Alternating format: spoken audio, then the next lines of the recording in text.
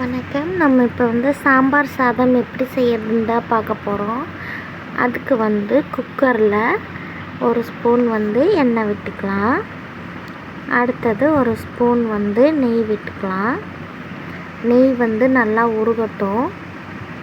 பாருங்கள், இப்போ நல்லா உருகிடுச்சு. இந்த டைமில் கடுகு, சீரகம், உளுந்தப்பருப்பு எல்லாம் சேர்த்து பொரிஞ்சதுக்கப்புறமா நீள் வாக்கில் கட் பண்ணி வச்ச வெங்காயம், பச்சை மிளகாய், கருவேப்பிலை, பூண்டு இது எல்லாத்தையும் சேர்த்து நம்ம வதக்கிக்கலாம். ஒரு கண்ணாடி பதத்துக்கு வெங்காயம் வரட்டும், அது வரைக்கும் வதக்கிக்கலாம்.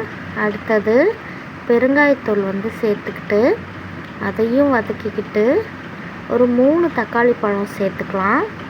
அடுத்தது தேவையான அளவு மஞ்சள் தூள் சேர்த்துக்கலாம். மிளகாய்த்தூள், மல்லித்தூள் இது எல்லாத்தையும் சேர்த்து வதக்கிக்கலாம். பச்சை வாசனை போகிற வரைக்கும் வதக்கிக்கலாம். வதக்கி முடிச்சுட்டு நம்ம தேவையான காயை சேர்த்துக்கிறோம்.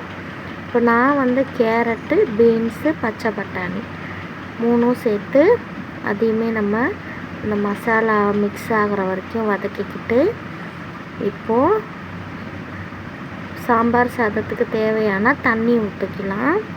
அதாவது நான் இப்போ 1.5 டம்ளர் அரிசியை ஊற வச்சுட்டேன் அப்படின்னா அது கூட 3 டம்ளர் தண்ணி ஊற்றி ப்ளஸ் ஒரு 2 டம்ளர் நம்ம ஆட் பண்ணிக்கலாம்.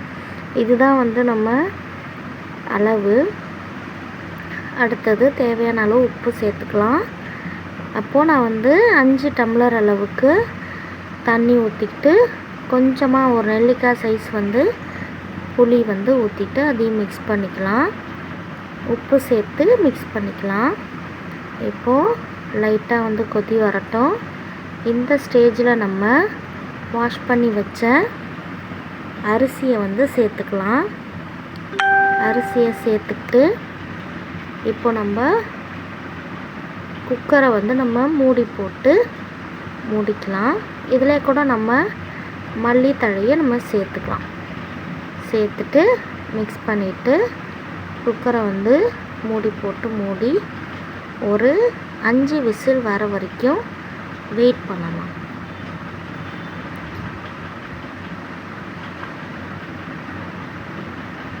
இப்போது 5 விசில் வர வரைக்கும் நம்ம